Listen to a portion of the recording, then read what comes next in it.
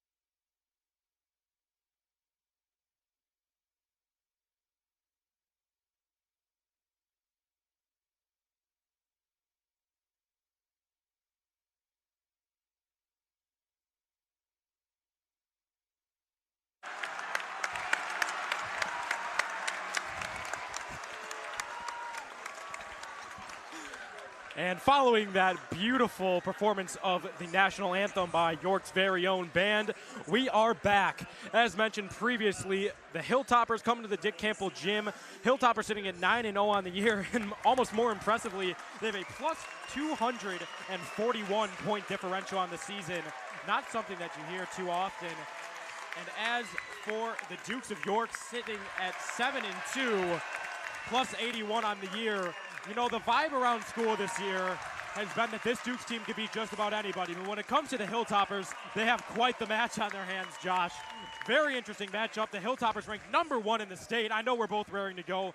You have a few notes you wanted to mention before the game, and I'd love to hear them, Josh, so thanks for coming with me. I do really love this. This is awesome. I really want to thank AJ for giving me the opportunity. Don't want to make this too much of a sob story, but always a dream to be announcing some sort of sport, so this is awesome to be announcing my first sport. And let it be this matchup, a top 20 team in the nation versus our York Dukes, who have been playing really well as of late, coming off back-to-back wins, both really big wins. It's been a great time for this York Duke team, as well as it's just going to be fun to watch. Absolutely. And as you see that Glenbard West team take the huddle, everyone's looking at the big name Braden Huff. Committed to play D1 basketball at Gonzaga University. The kid is an absolute stud, and there's no secret around Illinois that he is so. But something that I wanted to touch on, I actually announced his games back in the Jack Tosh and all the way to 2019, if you can fathom that. That's Bobby Durkin, younger brother of Billy Durkin.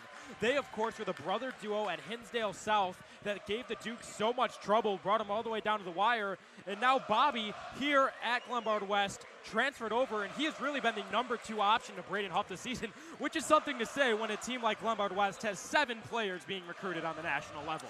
It's so impressive, especially for a school that's been known for their football hype throughout the past couple of decades. To now have a basketball team that is this good, it is crazy lucky for their athletic program, and it's really impressive at what they've been able to do. Absolutely, and a lot of that has to go to head coach Jason Opoka. Opoka has really done a good job making players want to play for him, getting coveted transfers like Bobby Durkin.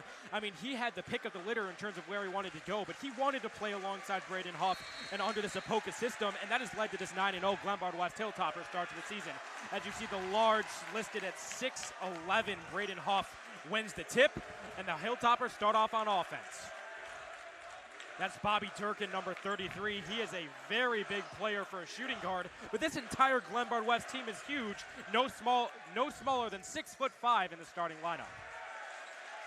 There's Caden Pierce. Pierce trying to go to work. This Dukes team running a swarming defense. We talked to Coach Dunn before the game. They have to put pressure on this Hilltoppers team, and they don't do that there. Open three, knocked down. The Glenbard West traveling fans get loud. That's Paxton Warden, the 6'4" senior. And here is that press that the Hilltoppers are so well known for, causes so many issues. Luckily for the Dukes, that's a kick ball, nearly a turnover. This Hilltoppers team is going to hurt you on the defensive and offensive ends. So if the Dukes want a chance in this one, they're going to have to play sharp. It's probably the best part about this Glenbard West team is you have such a tall team and you'd think they wouldn't be that athletic, but then they're running a full court press nearly the whole game. It's so impressive how long and athletic this team is. So lengthy, so athletic, so hard to stop. This team has had their way with just about all of their opponents this season, and now it's the Dukes trying to go to work on offense. That star senior Drew Kircher with the basketball. He has been a lot of the Duke's success offensively this season. He is really the spark plug, really a slithery finisher down low as he tries to go to work there. Tyron Casey with the deep three, just off the back iron. Rebound goes with the Hilltoppers. Hilltoppers pushing the pace. Errant pass. That's nearly saved, but it isn't. Hilltoppers push the ball when it's unnecessary, and this Duke student section absolutely showed up and showed out tonight. They understood the assignment. The Hilltoppers have some of their own. There is a lot of energy in this Dick Campbell gym right now, and I can't remember the last time I was at a game this hyped up. Kircher with the errant pass, gets it to Richardson. To Sherman in the corner, he wanted that three, but thought otherwise. Kircher resetting the offense. This Hilltoppers team is not afraid to pressure you outside of the volleyball line. That's what they're known for so well. The slithery finish of Kircher just off the mark as he nearly steals it on the way back. The Hilltoppers will go the other way. Both these teams running a pressuring full court press. Trying to feed off that energy of this crowd. It's so much easier to be running a defense like this whenever there's this sort of energy and aura around the building. And you can see Coach Dunn get very excited there, and rightfully so. The Dukes force a Glenbard West Hilltopper, that's number 24, Paxton Warden, who has the only 3 points on the night, to step out of bounds, and the Dukes will go the other way. Dukes have really clearly practiced since their game against Lyons Township. They're actually up at halftime, but LT pulled out the full court press, went on a 19-0 run, and the rest is history. They gave the Dukes the second loss on the year, but the Dukes look much more ready for this press here tonight. Kircher gives to Sherman. Back up to Casey. Duke's team really not looking to dribble. The ball movement will be key. They have to tire this length of the Hilltoppers, force a miscommunication, and eventually get a ball in the end of the hoop.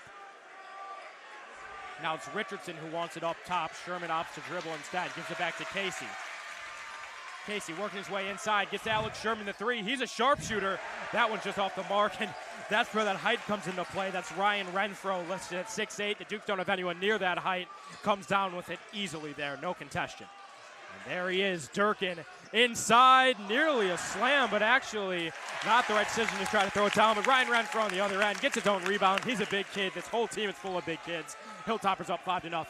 Gotta love the hustle by Adam Hardek there, trying to take the charge even as a big man. You really gotta take your opportunities. Braden Richardson for three, not something the Dukes see too often, but the sophomore drills it. He has been stepping up big this season, and no bigger time for the sophomore Braden Richardson. He struggled a bit from three as of late, but that one is good and in a huge moment. Renfro's pass picked by Casey, and the Dukes are going the other way in transition. Now it's Kircher going to work. Dukes opting to slow it down already nearly halfway through this first quarter, and there is not even a double-digit combined score in this one. Both defenses have been on point this game. It's Glenbard West defense where they have three players seemingly having their hands up near the ball. Makes it really hard to get anything going on the offensive end. With such length, this is a great adjustment from Coach Jason Opoka. I mean, you see such great defense, such great length, makes it really hard to get anything going because there's constantly pressure and your offense is faced well beyond the perimeter. Kircher gets it to Sherman. Sherman gets it inside to Hardick, but not before he falls to the ground. Great outside feed from Hardick, who finds the open Richardson for three. No.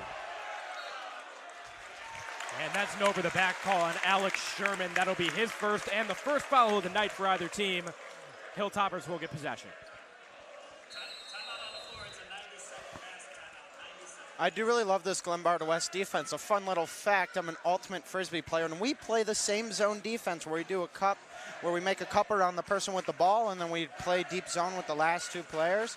It's really an effective defense, especially for keeping a basketball team from penetrating the paint, even though they don't really need to, having such the height and length that they do. And that is what makes this team so special. With this kind of height, you think a Glenbard West team could easily just fall into man, play a little lazy defense, give up some threes. They give up no easy looks. This Glenbard West defense will often be on that side of the floor for nearly a minute or 2 with no shot clock at the high school level.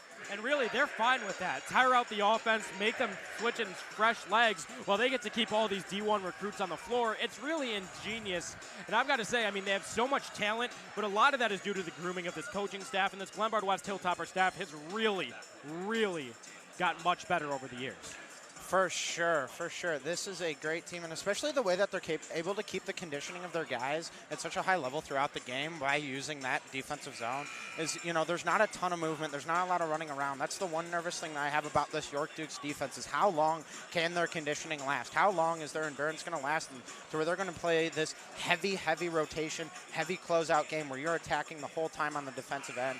That's not going to be easy to do, especially against this team for a long time.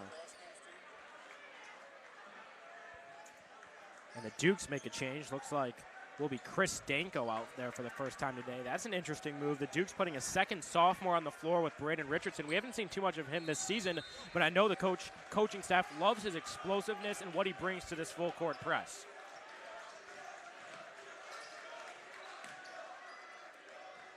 Paxton Warden gets the ball over easily, and it's right back in the hands of Bobby Durkin. This offense often has the ball in his hands. I'll tell you, everyone loves Braden Huff, but I've said it once, I'll say it again. Bobby Durkin is an elite scorer as that floater's off the mark. The height of the Hilltoppers helps him out, and he's fouled back on the way down. That is Braden Huff, number 34, getting the huge, huge cheer from this Hilltoppers stands, and rightfully so. I mean, he is an absolute freak of nature.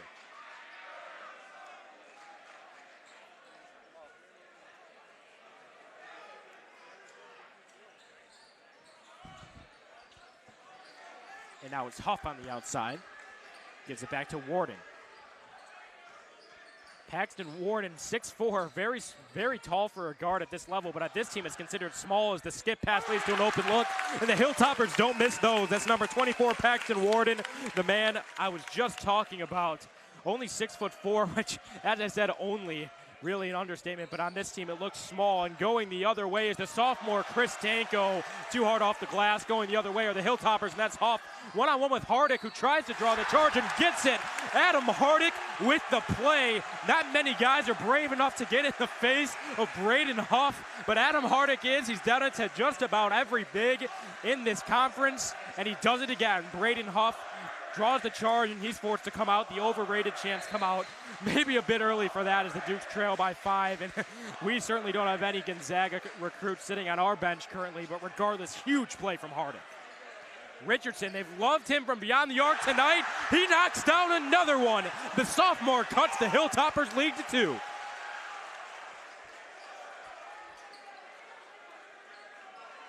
That's Caden Pierce with it now, giving it right back to Bobby Durkin. Durkin gets fouled in the backcourt by senior Peyton Stark. We typically don't see Stark this early into the game, but with a Hilltoppers team that forces so much stamina to be drained, we see the point guard in early here. Third foul for the Dukes on the night. Now here comes Caden Pierce. Gives it back to Durkin. They've loved that shot from the wing, just off the mark this time from the hands of Paxton Warden, but he's been hot in this one. Going the other way is the Dukes with a chance to potentially tie or take the lead. And I'll tell you, around the school today, a lot of people didn't think this game had much of a chance, but this is why you never count a team out, especially on their own floor in front of their home fans. Of course, losing their arguably best player early in the year, Nick Hesh, didn't help this team as you see the entire bench rocking the practice jerseys that say number 33 for Nick Hesh. But this team has put up a great fight. We've seen underclassmen out there with Braden Richardson, and he really would have knocked that one down there too. He's feeling it right now, but it looks like the offensive foul was called on Drew Kircher before it could go down. You really do miss the the loss of Nick Hash as being such an athletic and big guy he is. He would help you so much on your He really perimeter reminds you of a defense. Hilltopper. I mean, he is just a big, lengthy kid. He would fit perfectly into that scheme, but more importantly for the Dukes, he would have been an important piece to be able to close out, get those rebounds, and now you see Aiden McGovern, the senior, checking into the game for Adam Hardick for the first time. He's also great at drawing charges and not afraid to go up there and get a board. That corner shot off the mark. Rebound goes to the Hilltoppers, doesn't put it up, and the recovery goes to the Dukes. Green and white going the other way. Of course, both these teams' primary colors, green and white, but the Hilltoppers, the team rocking the black tonight. Corner going around. That's Braden Richardson with another open three. No, off the front of the iron. That ball will be going the other way. Great box out from Ryan Renfro. He's been all over the place tonight. Another guy in the starting lineup who is D1 attention. I mean, this entire team really is just unreal. It's crazy to watch them. It literally looks like two different levels of basketball playing against each other size-wise.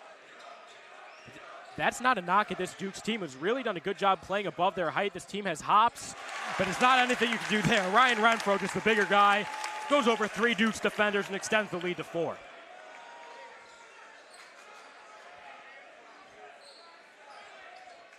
Now it's A.J. Levine with it.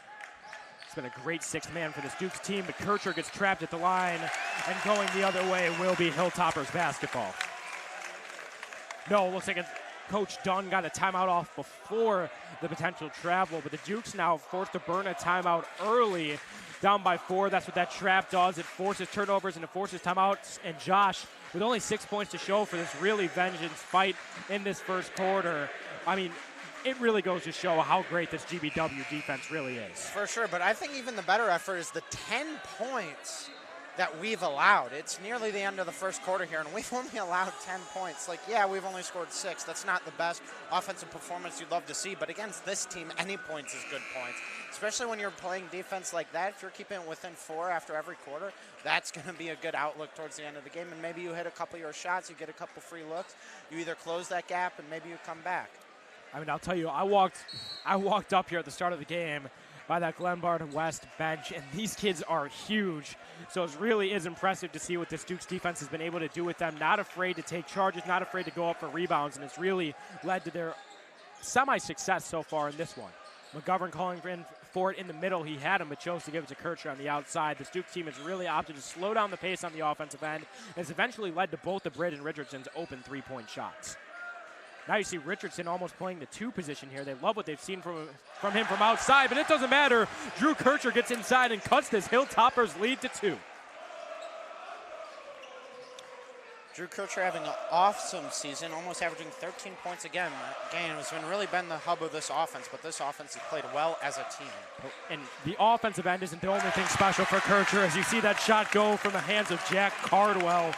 But Kircher brings it on the offensive and defensive end, and that's what you want from a top guard like him. He runs the head of the press, he runs the head of the offense, and as the first quarter comes to a close, the York Dukes trail 13-8.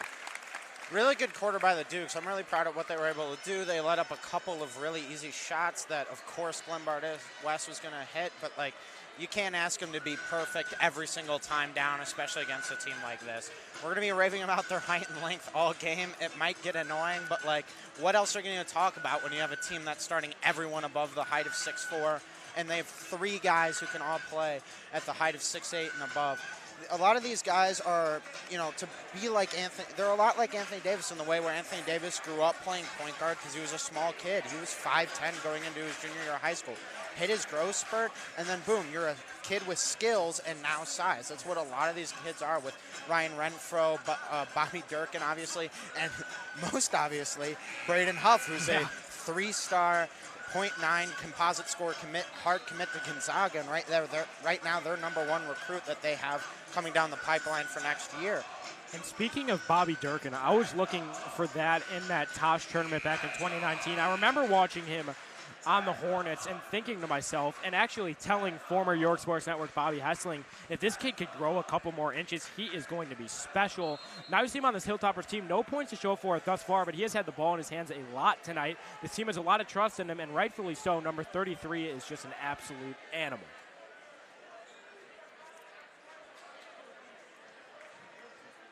Now as both teams take the floor, a more familiar look for the Dukes. You see Number 5, Tyron Casey coming back into the game alongside number 32, Chris Danko. They've been using the sophomore a lot more than we're used to tonight. Love the athleticism and quickness he brings to the field, and really against this Glenbard West team, you need to get any buckets you can, and if it means in transition, why not? And that's what Chris Danko does best.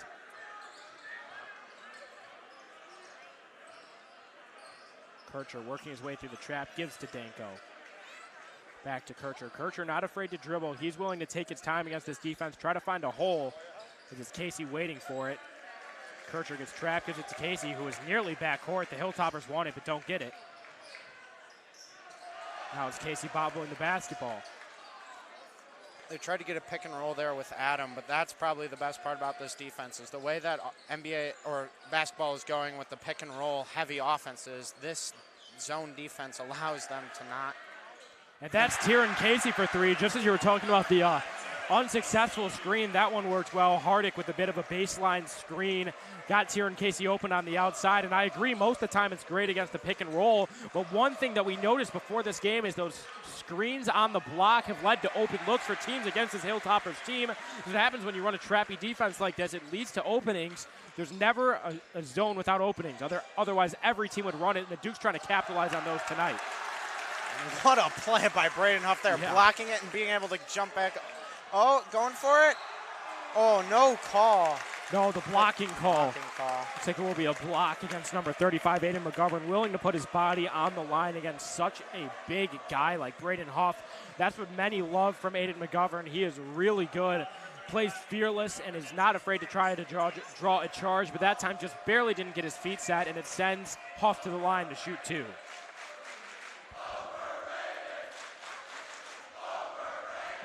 The overrated chants come out again from the York student section, which always makes me nervous because you've always seen those highlights of the great commits and the great D1 recruits.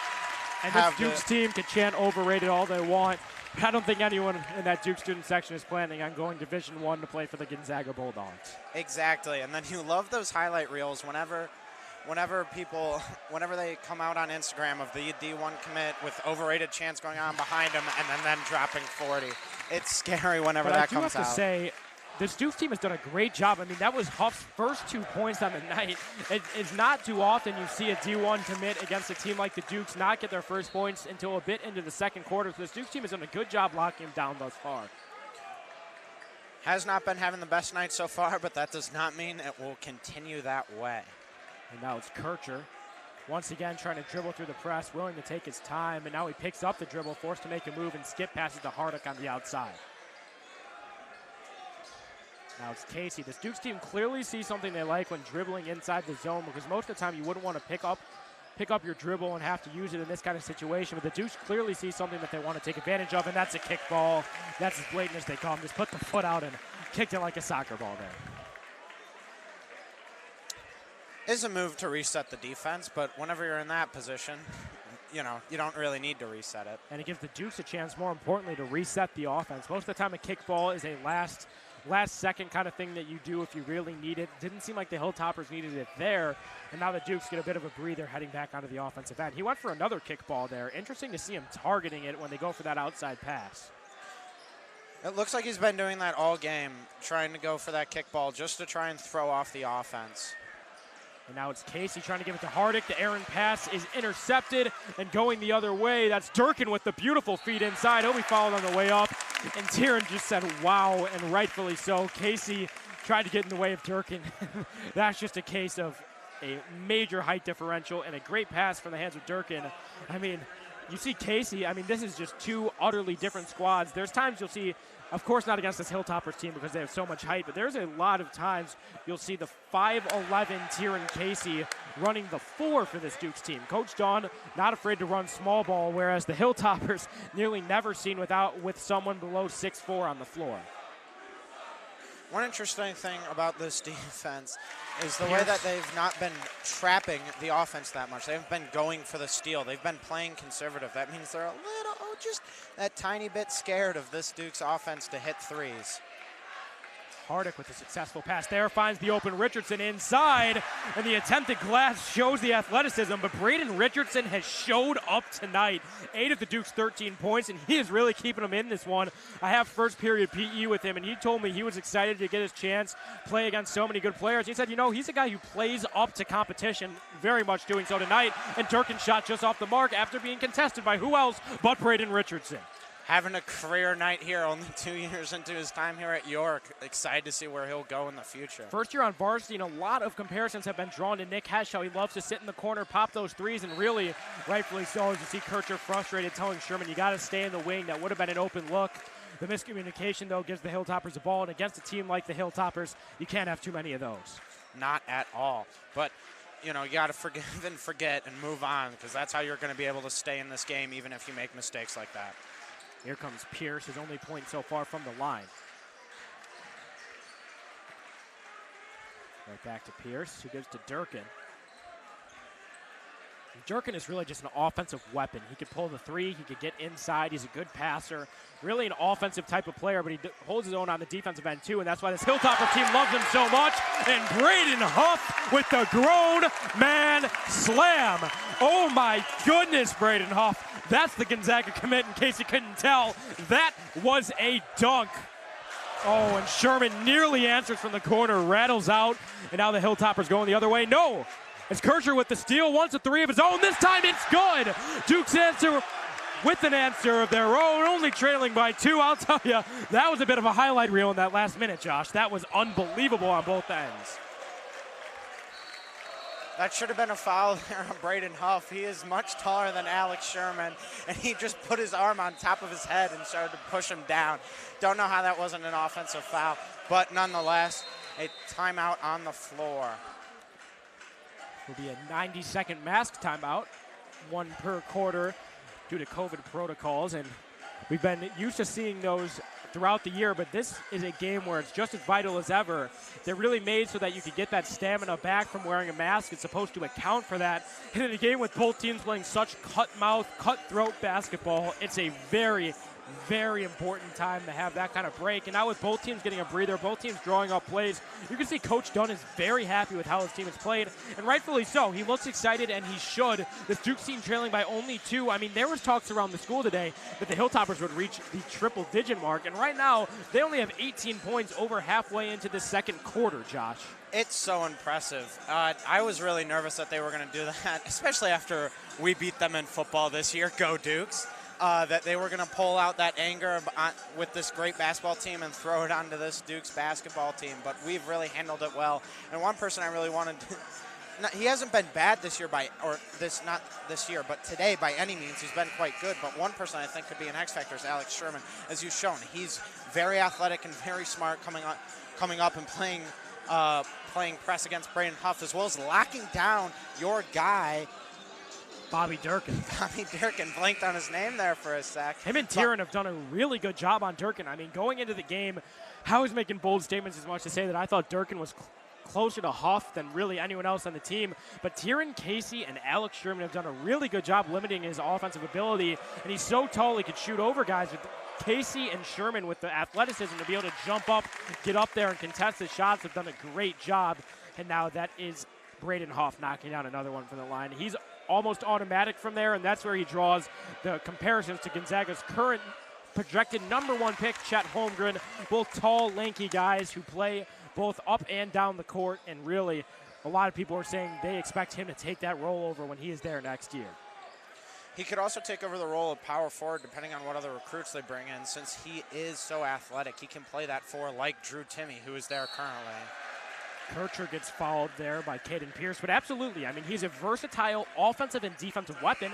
That's why he's a 3-star with a composite score of .9, which, in case you don't know, that is very good for a 3-star. As you mentioned, hasn't played in any national games yet, but with the McDonald All-American game coming up, him being the #1 player in Illinois, I mean, you will likely see his name, and he really has the potential to raise that 3-star to a 4-star likely. There's even a slight chance for a backdoor 5-star as time goes on. Gonzaga got themselves a good one.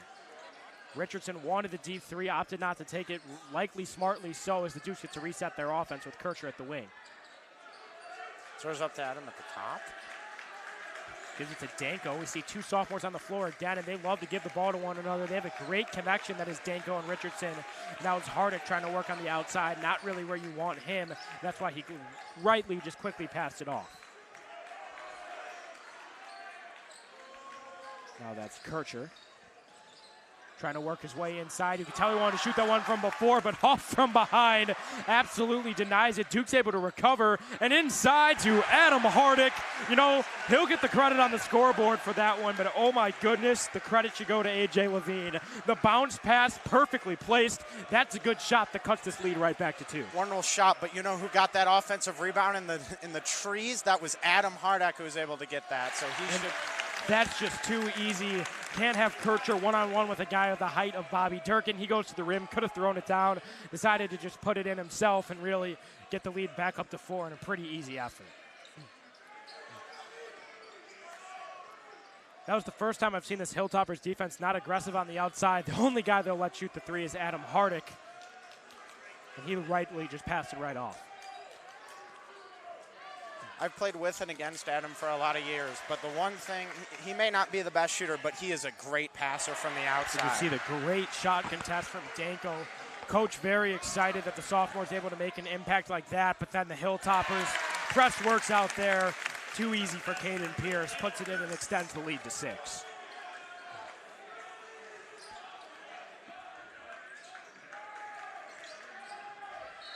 And now this team is getting tired.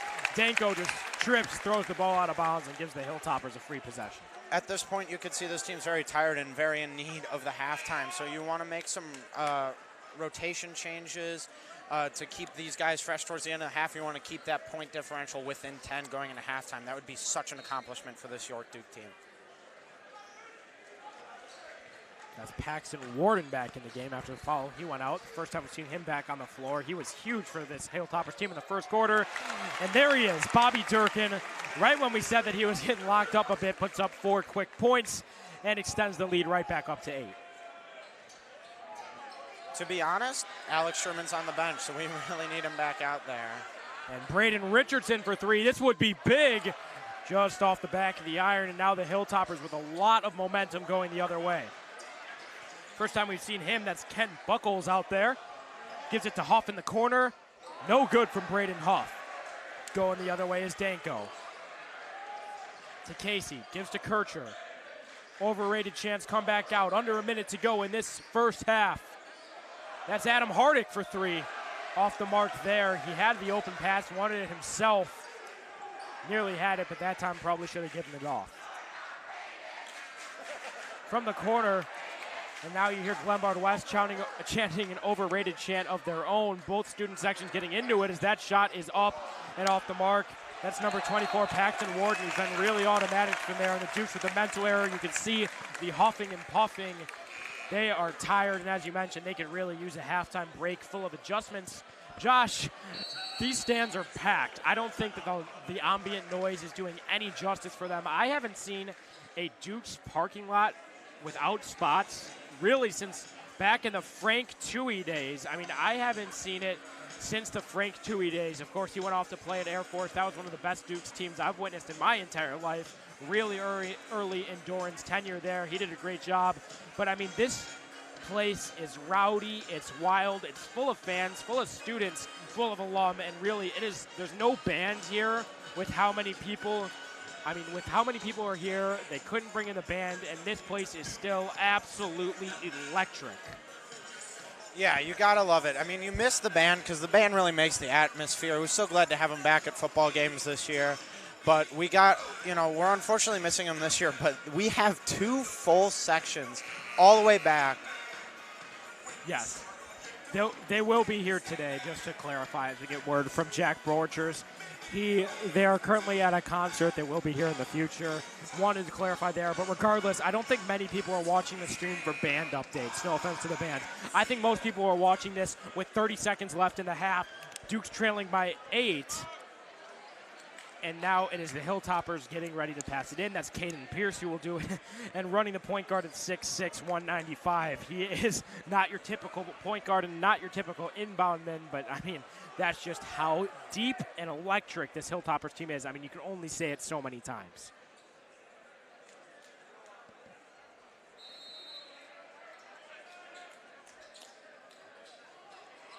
Huff gets it ripped from him by Kircher. It looks like he'll force the jump ball. Possession arrow pointing with the Hilltoppers.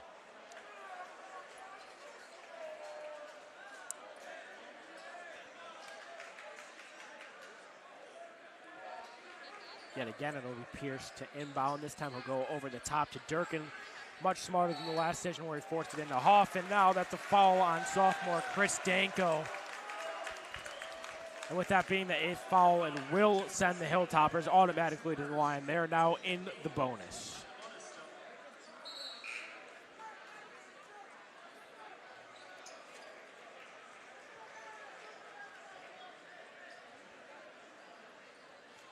That's Bobby Durkin at the line.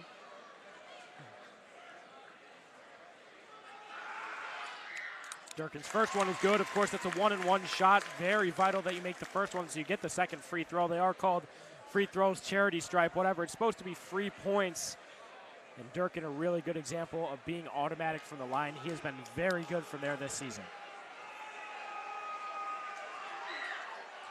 Durkin's second shot, though, off the mark, and Richardson on the rebound. This is a big possession for the Dukes, down 9 with under 20 seconds to go in this first half. Would be huge to get some more points on the board, get a little momentum shift going into halftime. Good recovery from McGovern, leads to the, he had Sherman. The miscommunication and Kircher trying to calm him down. The seniority there coming into effect, telling them we got to slow down, and they absolutely do. This Dukes team has really opted to slow down the pace as much as they can on the offensive end tonight. There, just get a little too jumpy, a little too fast, force the pass to the corner that isn't there, over the head, and now with 4 seconds left, the Hilltoppers will actually have a chance to get points on the board of their own. Durkin gives it off to Pierce. It will be good if it goes, and it does. Caden Pierce knocks down the dagger, and as if the momentum couldn't have got any more in the Hilltoppers' favor, the Dukes turned it over before half and set themselves down double digits going into the half. The Dukes trail 30-18. York Sports Network, your place for all York sports. AJ Swiatek, Josh Melvin will be back after this halftime break.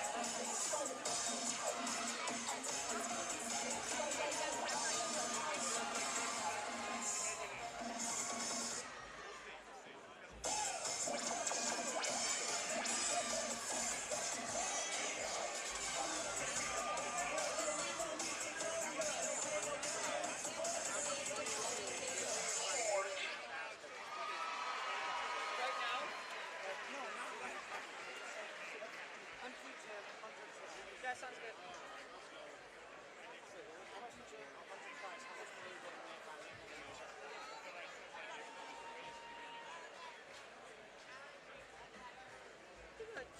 Every student down at York High School liked winter break a lot, but the Duke, who lived in the stadium, did not. The Duke hated break the whole holiday season. Now please don't ask why, no one quite knows the reason. Staring from his shed where the Duke looked so cruel at the warm lighted hallways distant in the school. Then he growled with his Duke fingers nervously drumming.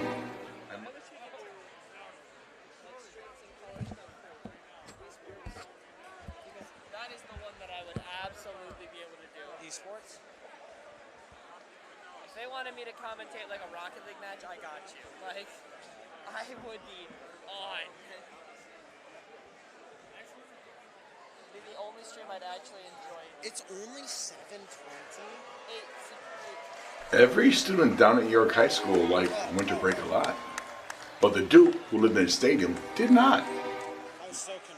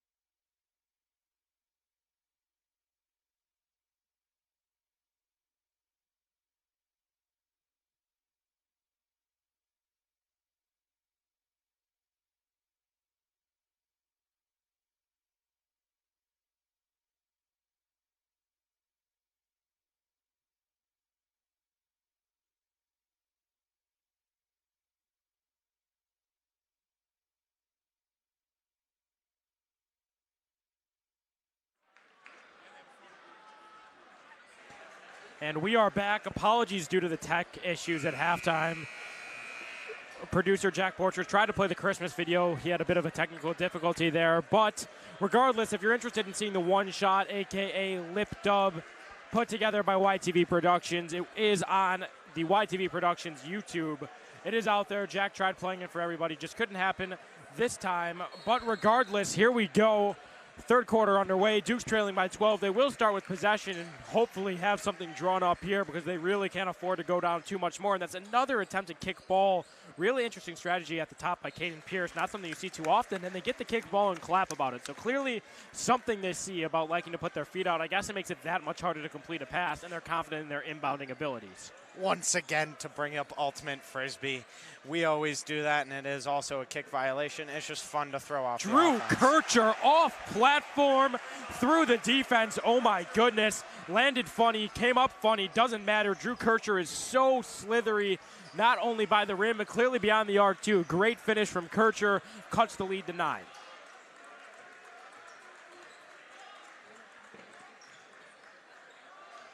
Warden gives to Pierce. He answers with one of his own. Caden Pierce, the senior, knocks down the deep 3 ball.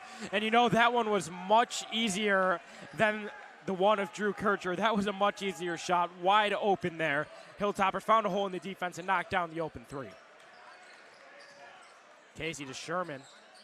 Sherman just gives it straight to Huff. This Dukes team's having a lot of issues on the offensive end, going into the game with a 10 to 15 assist to turnover ratio. And it's really on display not only in the second half, but the second half of that second quarter. This Dukes team really has to slow it down, get themselves better passes, and set themselves up for open looks, just like Braden Richardson did there. Good concentration and patience from Richardson, able to reset the offense instead of doing something errant.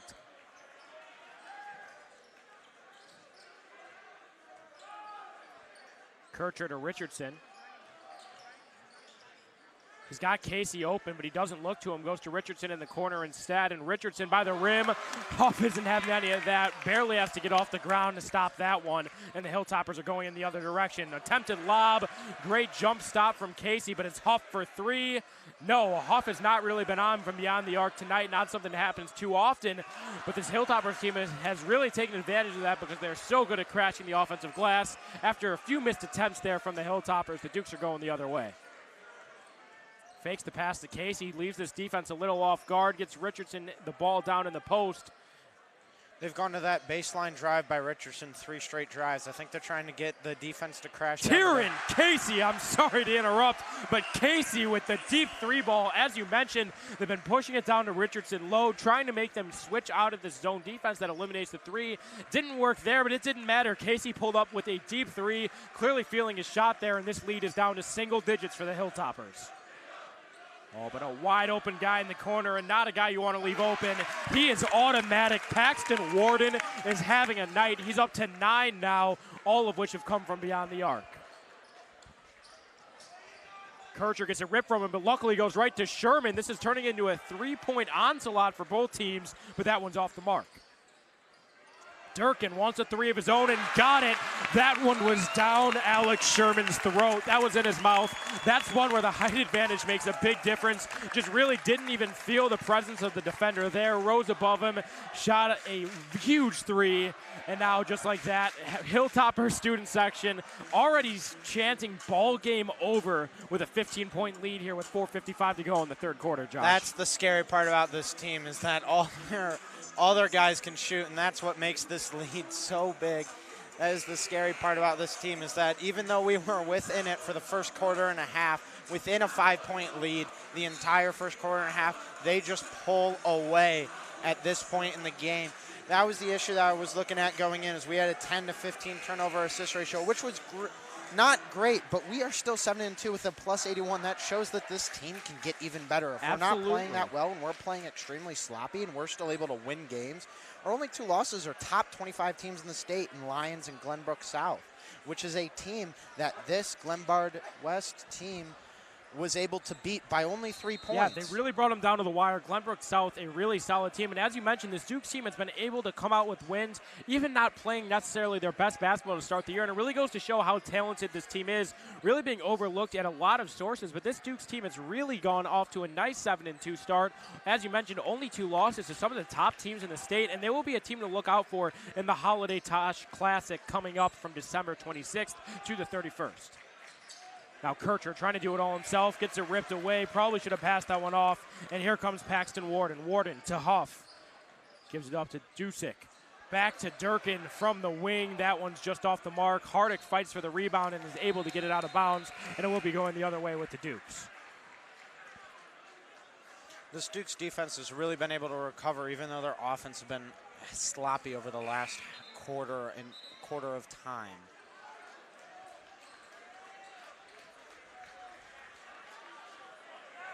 And now it looks like the Hilltoppers backing out of their press, seeing something they want to take advantage here on the Duke's offensive end, likely responding to the new offense where they try to get Richardson the ball in the post.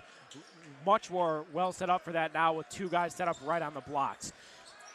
And another interesting thing, you see the smallest player on the floor for the Hilltoppers playing down low. They like to have their length up top to try to block threes like that from Richardson, and that's why it's necessary. The little guy, number 25, Jack Cardwell, only listed at 6 foot, had to try to guard Braden Richardson. He couldn't get up and contest it, and Richardson is having himself a game tonight. Quite the bright spot for the Dukes, who now trail by 12. Caden Price finds the wide open Bobby Durkin. You can't leave him open. This whole Hilltoppers team is automatic when left that open, but no one else but Bobby Durkin gets himself into double digits and gets the lead right back up to 15. And you know, Josh, I think you could attest to this too. I feel like although the Dukes have really done a great job in this one, it feels like they've worked much harder for their 27 points than the Hilltoppers have had to for their 42. Hilltoppers have had a lot of open looks, a lot of easy things, whereas the Dukes have had to do a lot of fighting, a lot of really hard offensive battles, hard fought, that take over a minute just to get 2 points on the board, and that is emotionally and schematically draining. And if this Dukes team wants to be able to come back in this game, which they're very much still in, credit to the Dukes, if they want to be able to get themselves back in this game and potentially take the lead, this offense needs to up the tempo a little bit, get this Hilltoppers team a little off guard, and get the looks a little bit easier instead of working so hard for every point. I really liked what Adam was trying to do there for a couple of possessions. They were having their shortest player in the post, and Adam was just posting him up and just waiting for them to give it to him, for him to do a little baby hook for the basket. But that's the thing with the zone, is you have 6'10", Braden Huff in your way. You have to somehow get the ball over him, back down to Adam in time for Huff not to steal it out of his hands. So that's just extremely hard to do, and that's why they're able to have that short, quick guy who's able to close out.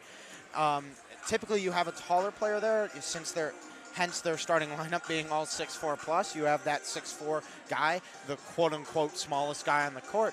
You have him back there, and he's able to contest those heights. So they've really got York, they've really got to take advantage whenever they don't have someone who's 6'4 plus on the court. Right, and that's what they did on that last offensive possession. As I mentioned, they had a small guy, Jack Cardwell, number 25, down in the post.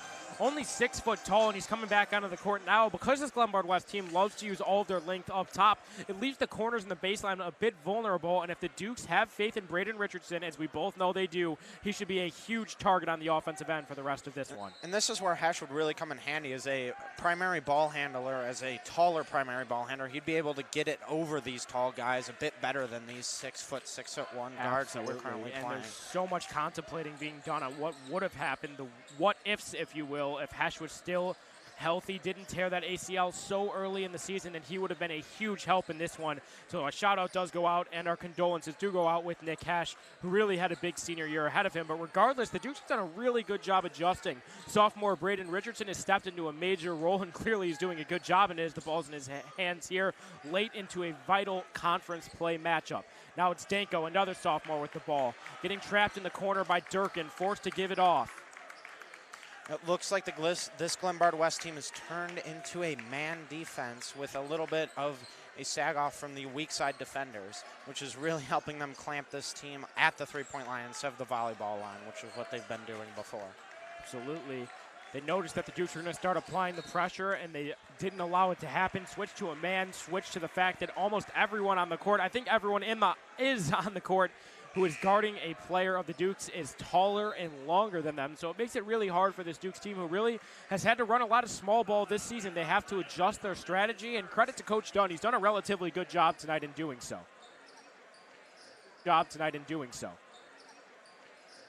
He's really coached this team hard, and they've really coached them quite close to this Glenbard West team in relativity to every other team they've played.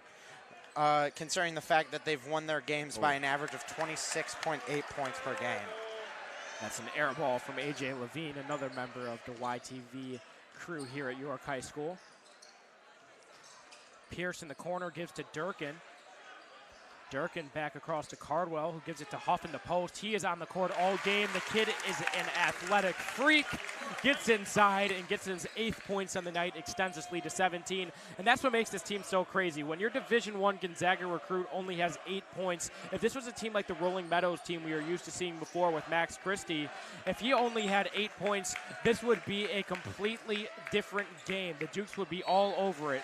But instead, this Glenbard West Hilltoppers team has so much talent, so much crazy talent, that they are still up 17 with their undeniable best player only having 8 on the night. That shows the difference between this team and a lot of other teams with high-ranking recruits. A Duke commit and Yorkville Christian, this Glenbard West team play, and they beat by, I want to say, around 60 because they were able to clamp down the Duke commit. I'm blanking on his name right now, but they were able to clamp him down, and they weren't able to do anything. But you can really go to any one of these starting 5 on this Glenbard West team to make a difference. And that's a drawn charge by Adam Hardick. That's his 2nd one on the night. He's done a very good job. You see Richardson and Dunn getting excited from the bench. Really, really big play there from Hardick. With 1:09 to go in this 3rd quarter, the Dukes need to get some points on the board. They need to get the momentum back on their end, on their home floor. That is the Dick Campbell Gym, and that Hardick charge does just that. Looks like Glenbard West goes back to the cup zone. Kircher with the deep 3. He wants it. He's got it. This Dukes team is pulling from deep, and they are knocking him down. Cuts the lead back to 14. Now it's Huff, the inbound man. Not too often you see a guy listed at 6'11" inbounding the basketball, but why not? Now it's Bobby Durkin with it. 41 seconds to go on the clock. That's a deep 3. He backed up. He thought he had it. He didn't, but Huff able to rebound with ease over Aiden McGovern. Gives it up, and that's a very nice reverse layup from Caden Pierce. The Duke players are talking to the ref right now. I thought that as well, is that bounce off the rim went over the top of the backboard and hit the top of the backboard. I'm pretty sure that's an out-of-bounds call. Regardless, at this level, of course, no camera, no initial review, so the call on the floor is what will stand, and the Hilltoppers so good at capitalizing on those opportunities. Of course, when they get the offensive rebound, it's not too common that they miss the putback. Very easy for Huff and Co. there.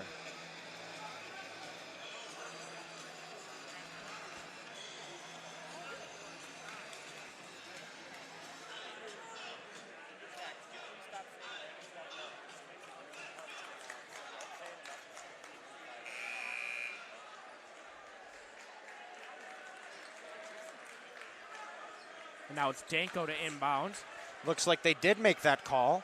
They did overturn their initial call of it being out of bounds on the Dukes. There we go.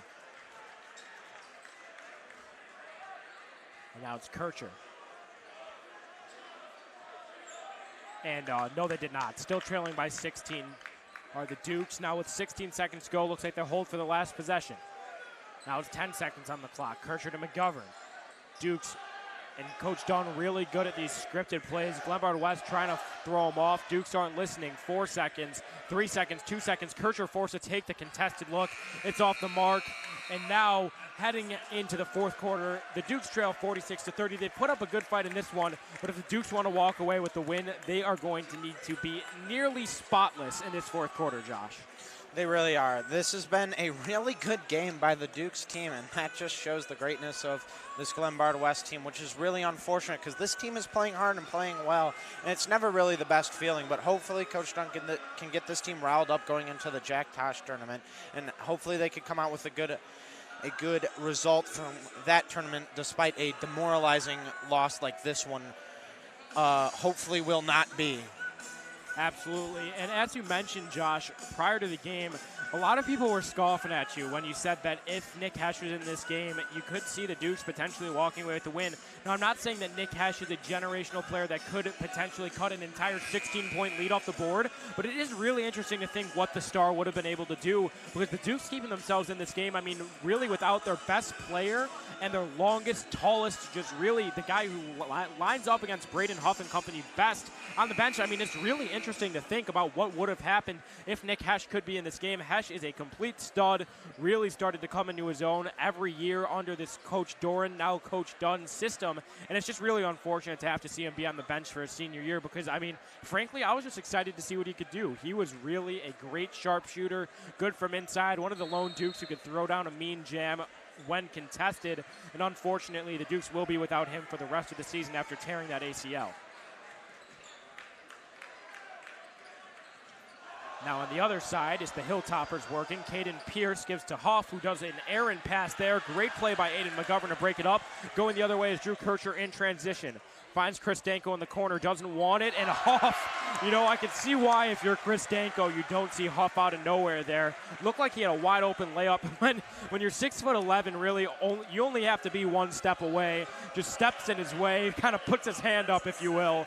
Just knocks it down, but luckily for Danko, he will go to the line after Huff does get called for his second foul on the night.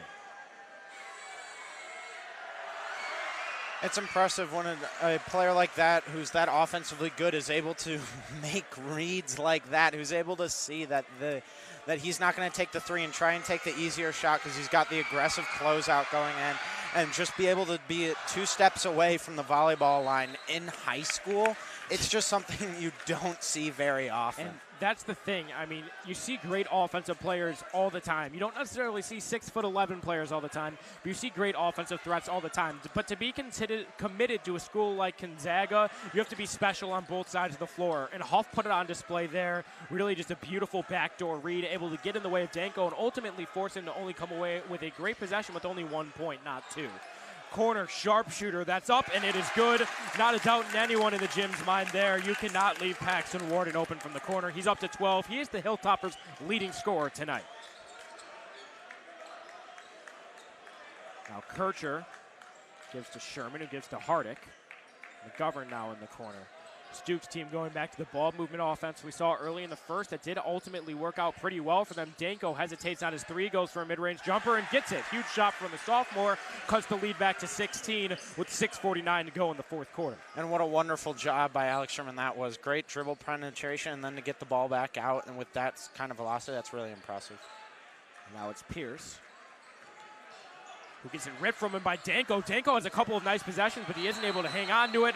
Very good timeout call by Jason Opoka, head coach of the Hilltoppers, able to get the timeout off and retain possession. That was a good heads-up play by Danko, but just has to get 2 hands on the ball and come down with that one.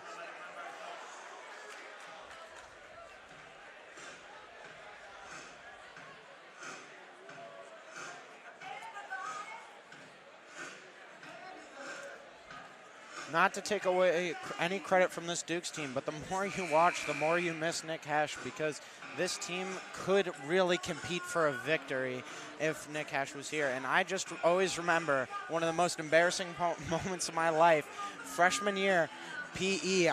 We were playing basketball against Nick Hesh, who was a sophomore at the time. The kid throws it down on my head. I just wanted to put it out there, just that how much we're missing this kid and how unfortunate it is. But once again, this Dukes team that's currently out there, that's the one that matters, and that's the one we should be talking about more. And yeah, maybe not talking about Nick Hesh in freshman year, sophomore year PE, but regardless, I mean, we've said it once, we'll say it again. I don't want to beat a dead horse, but Coach Dunn has done a really good job adjusting to what had happened there. I mean, Hesh goes out with an injury, but you see a great recovery from Dunn by putting in Richardson, by putting in McGovern, these guys who weren't expecting to see a crazy amount of this season, stepping in for Nick Hesh's huge shoes and really doing a great job in doing so. That's the corner again. It's good again. Paxton Warden, have yourself a night. Coming into this game, I wasn't necessarily expecting to say his name as much as I have, but now with a very loud 15 points, Paxton Warden has very much been the MVP of this one so far.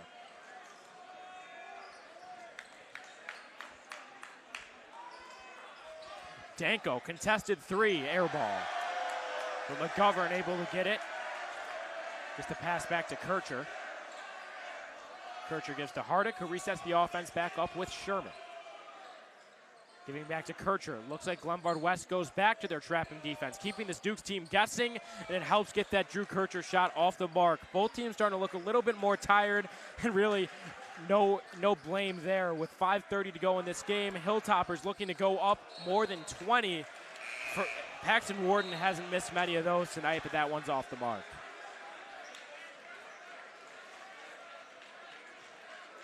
It's going to be fun watching this Duke team continue throughout the year. As we said, they haven't really been having the best year statistically, but their record and point differential has been showing differently, which means that this team can get even better. A lot of room for growth. We are really excited to see how this team can do against teams that aren't ranked top 20 in the nation. Absolutely. Hilltoppers currently ranked number 17 in the nation for anyone unaware. And there you go. There's one of the many reasons why everyone on this team could throw down jams like that. And Caden Pierce with a bit of a real shaker there. Entire gym erupts. This Glenbard West student section that traveled so far is excited. And really, I mean, they should be. This is an exciting team, #1 team in the state, full of Division I players, full of future professional players, Braden Huff included. He goes with a bit of the acting job there on the flop. He'll go to the line.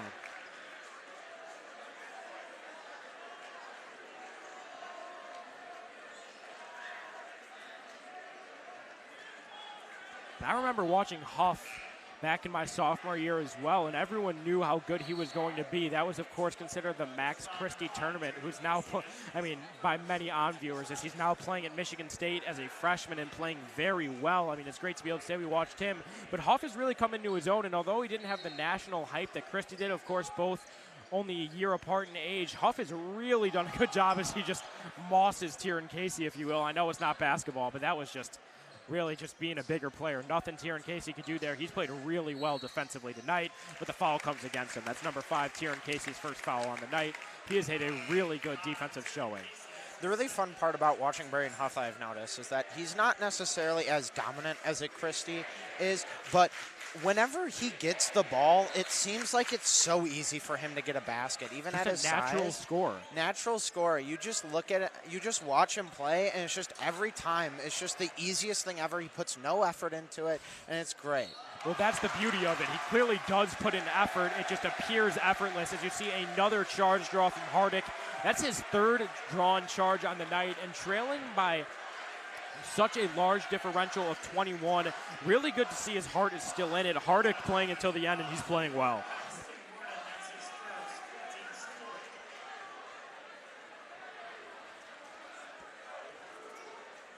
One thing Adam has been known for throughout his basketball career, being my age, is that he plays like a Kyle Lowry on defense, always looking to take the charge.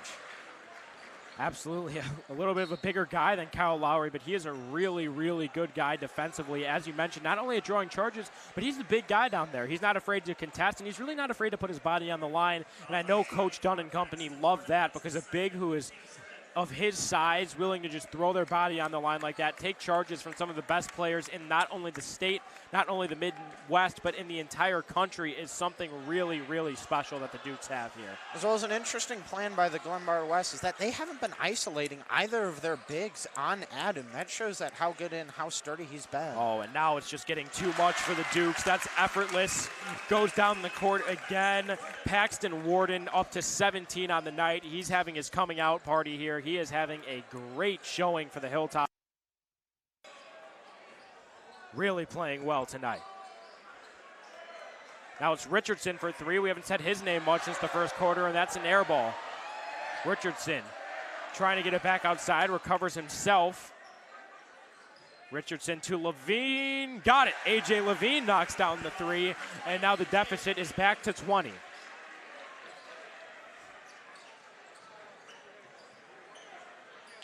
York coming out with the full court man press at this point, trying to keep that lead in check. But it's Huff, his second throwdown of the night, hangs on the rim for a little bit of swagger from the senior commit. And why not? When you're going to Gonzaga, he gets to double digits on the night, and Braden Huff having a very nice game. That's a foul call up top. We haven't heard his name much tonight. That's number 10, Kent Buckles there. He's a junior. This Hilltoppers team comprised of mainly seniors, which in the West Suburban silver is not something that you see too often. Very interesting. I mean, considering that you see the Dukes playing so many sophomores, so many juniors. I mean, this Glenbard West team has a great coaching staff, but it'll be interesting to see how they perform in years to come, because this really is their hype year, of course, being #1 in the state. We'll have to see what they're able to do with the few juniors and one underclassman on this squad. Yeah, it'll be really interesting to see how this team progresses. As I've said multiple times, this is typically a football school and a football town in terms of high school. And then they've actually been able to put their support, as shown by the 1.5 sections filled by Glenbard West students to our left. They've really been able to throw their support behind this basketball team, but I really want to see how they're able to move this team forwards. Not to interrupt you, but now you see the other chant going on. All of the Dukes pointing to Matt Veza and chanting his name. As you mentioned, they are more of a football school, and the Dukes traditionally a bit more of a basketball school, swapping roles this year, as of course, who could forget, for the first time in over a decade, the Dukes go into Glenbard West and win on their homecoming game.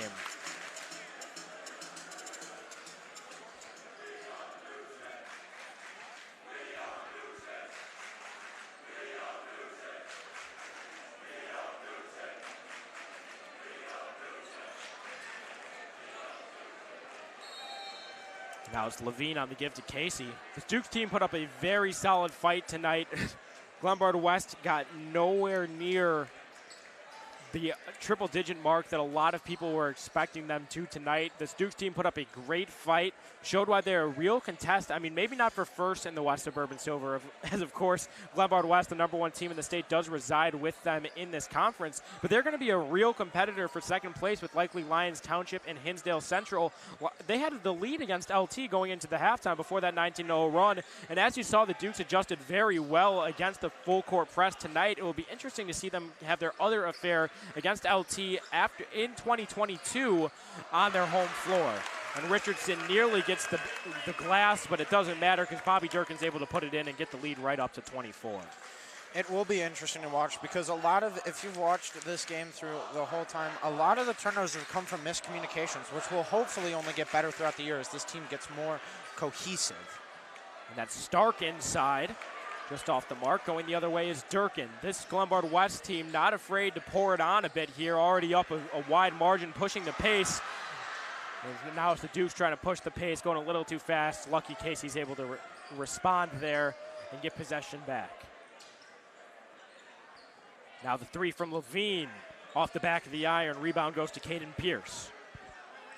Pierce up court to Warden. Back to Pierce. Now you see them starting to slow it down a little. Timeout, and it looks like the bench of the Hilltoppers and the Dukes will be checking in.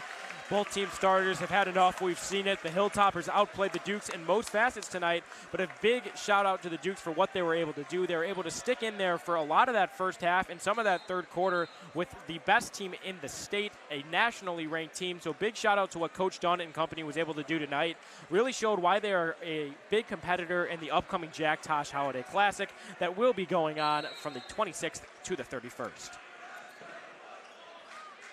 There's Andrew Duck Sauce. That's a fun last name. Gives to Buckles. Gives to Brown. Even if you look at these benches, you look at number 11. He is even bigger than every player out there right now for the Dukes. This team might have another good couple of years after this year. And the deep three, no, that was from Jack Cardwell, who we'd already seen a lot of tonight. Mask comes flying off, the ball goes draining in. That's number 11, Logan Brown, the junior on the make. Now you see a lot of the Dukes bench in for the first time. That's number 10, Simon Redfern.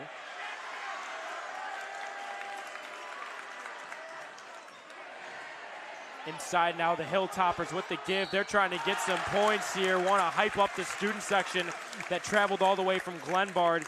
That shot is off the mark from number 42, Graham Pierce, but he'll go to the line to shoot two. Pierce, the senior, listed at 6'4", 225. He is a big guy, and really the fact that he hasn't played all game just shows how sound the Glenbard West Hilltoppers are in terms of size, because typically when you have a guy that big, you want to utilize his size, but the Hilltoppers are already so lengthy it wasn't even necessary.